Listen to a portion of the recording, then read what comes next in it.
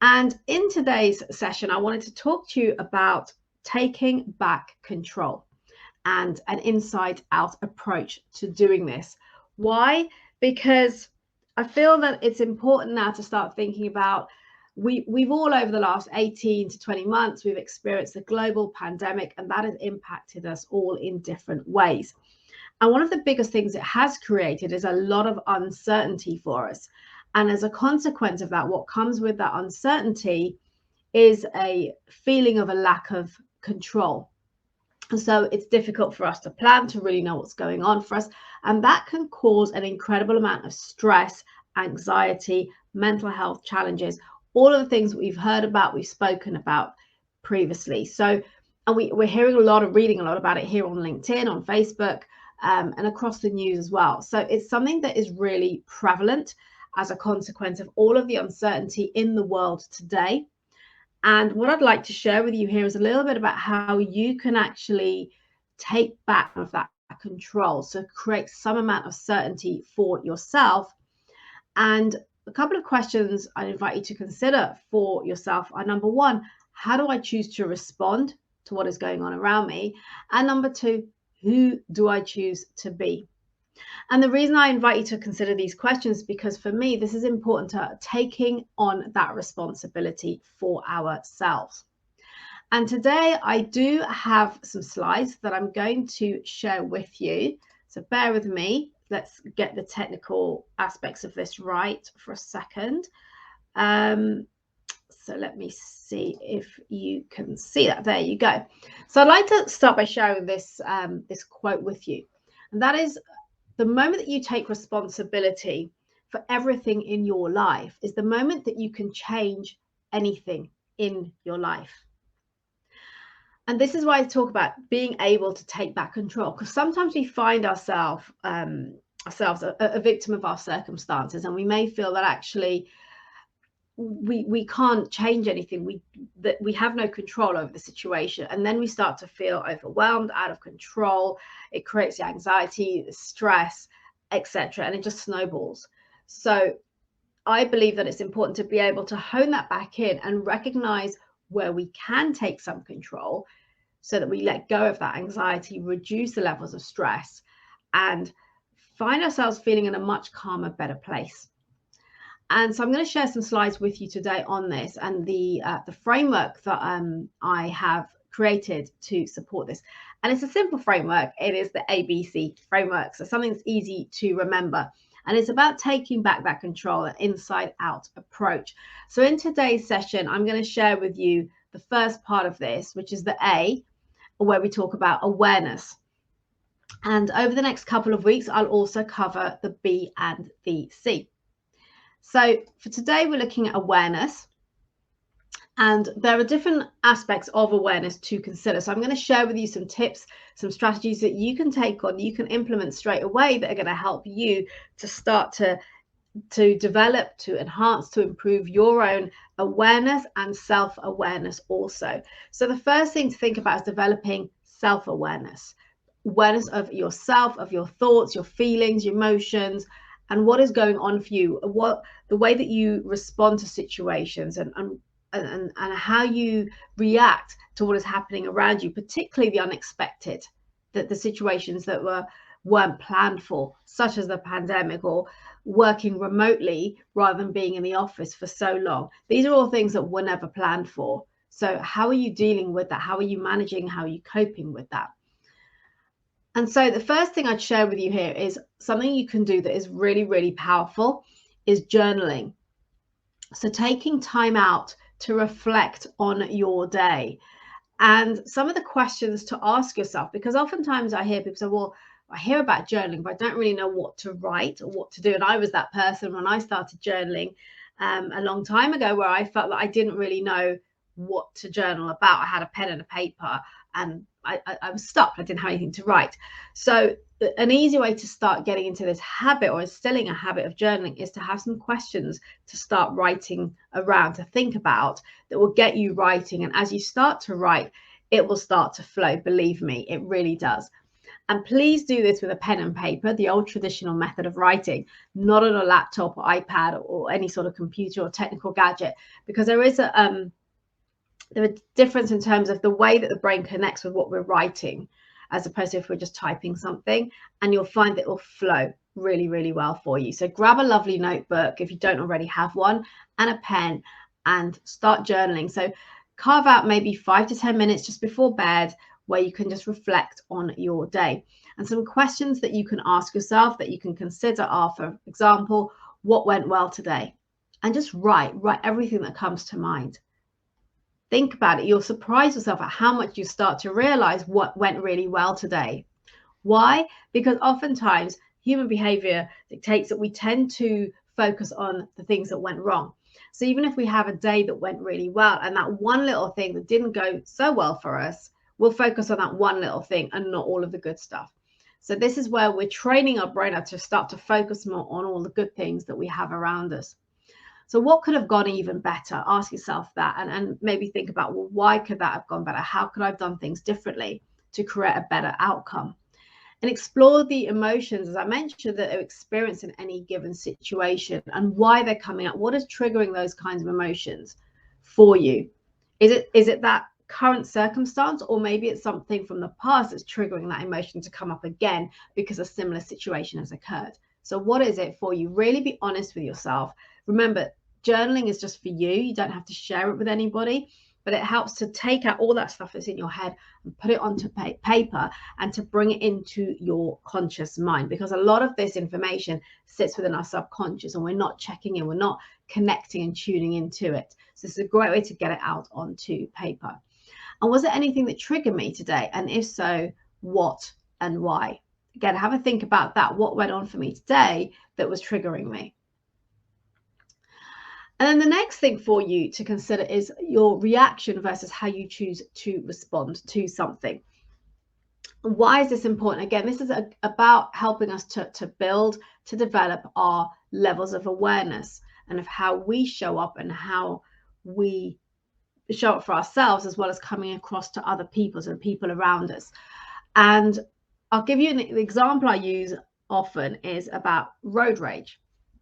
So road rage, if you haven't come across that before, is when somebody does something on the road, they do something silly or dangerous, and it winds the other person up, and that person is defined as having road rage. And it can be different levels of road rage, okay?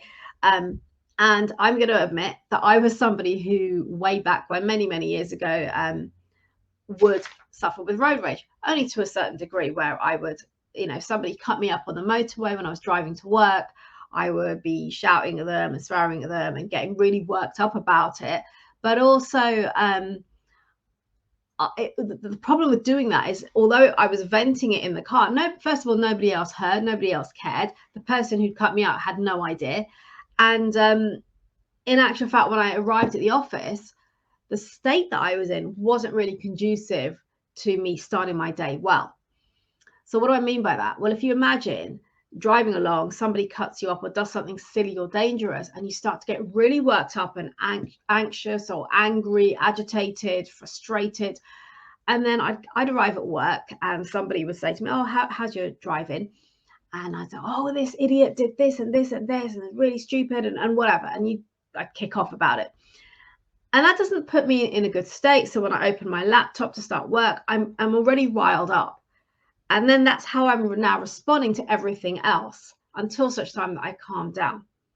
So as I said, this is many years ago. When I started to realize what I was doing, and actually that isn't really serving me at all, I thought, well, what can I do differently? And this is when, as part of my personal development journey and growth, I realized that I get to choose how I respond to situations. I get to take responsibility for that, rather than sit there and blame that driver on the road who's got no clue that I'm blaming him or her, that's affected my day.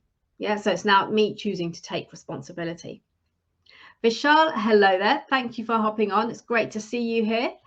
And sorry, my mouse is now not working. Bear with me. It's over there and it's not coming back here.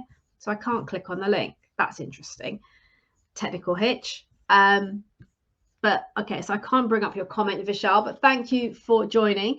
Journaling is a good method to make that which is unconscious conscious. Absolutely. Thank you for sharing that. So back to react versus respond. What does that mean? What it means is we get to really stop and consider how we are reacting to situations and how we can choose to respond differently. And there is a great formula for that I've come across from Jack Canfield from his work. He has a book called The Success Principles, and he's also the author of a number of the Chicken Soup for the Soul books. And he mentions this formula in one of his books, Success Principles, E+R=O. And what this is reflecting is what's going on for us, our situation, our circumstances day to day. So E is your event, is the thing that happens, the circumstance, the situation. And R represents your response to that. And those two things together, so the situation, the event, the circumstance, plus the way that you choose to respond, creates your outcome. In other words, it creates your experience. And you may have heard people talk before about how we can create our own experiences. So this is an example of what we do here. So for me, going back to the road rage example I just shared with you, the event in that scenario was somebody cutting me up on the motorway or doing something silly or dangerous that I thought, oh, now it's gotten me angry, it's got me riled up. So that's my response at that time. Okay. Now what I've learned to do is not respond in that way, because when I responded with getting frustrated, angry, or whatever, what it meant was my experience and the state that I was in was very, very different. It wasn't conducive to a good working environment, turning up at the office in a calm way, being ready for my day, because I was now really worked up about the situation that arose earlier that was out of my control, that this person who was driving the other car has no clue about, by the way. This is all on me, and I'm creating this experience for myself. And moreover, I'm creating it for people around me because of the energy that I'm now in other words, the state that I'm in, that isn't necessarily conducive to other people, to working relationships and so forth, nor is it conducive to me starting to look at my emails that morning and thinking, oh, I'm in this really agitated, worked up state, and now I've got to focus on my work and I'm not in a good space. Does that make sense? Let me know if any of this resonates with you in the comments, if you've experienced anything like this before, road rage maybe, or something that's triggered you, that's upset you. It could be something that somebody has said or an event that's occurred where you've then found yourself in a state which hasn't been helpful for you. And then think about the experience that has then created for you. So that's what this formula that Jack Canfield has shared is talking about. So the event, the circumstance is, in this case, the incident on the road. My response is how I choose to respond at that time. And then the experience isn't healthy. So what could I do differently? What I could do different is choose how I respond. So what I learned to do now is that I don't get worked up. I don't get angry about it. I just smile. I think, you know what? It's all good. It's all good. Maybe that person has a genuine reason for driving like that. Maybe they're in a desperate hurry to get to a hospital, or you don't know. You don't know what's going on for other people. So I just create a story in my mind that actually allows me to stay in that calm and grounded place. So I don't get worked up. I don't get frustrated and agitated. So when I arrived at my destination, which back in the day was at my office where I worked, I would still feel calm, relaxed, ready to start my day from a good place, from a good energy.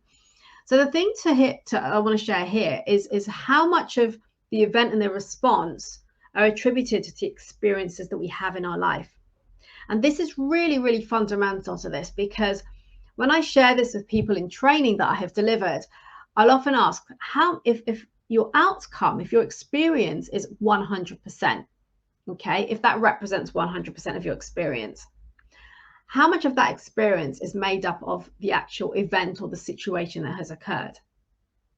And most people will put a higher percentage on that. So it's usually over 50, 60, 70, 80, even 90% of your experience is based on the situation that's occurred. But in actual fact, it's 10%. So 90% of our experiences, our results, our outcomes are based on the way that we choose to respond. So this is what I mean about taking back control, about building your self-awareness of how you're choosing to respond to situations and how you can influence your own experiences simply by virtue of the way that you respond to any given situation. So if you think about my road rage example, in that case, because now if someone cuts me up on the road, I'm okay about it. It's like, it's fine.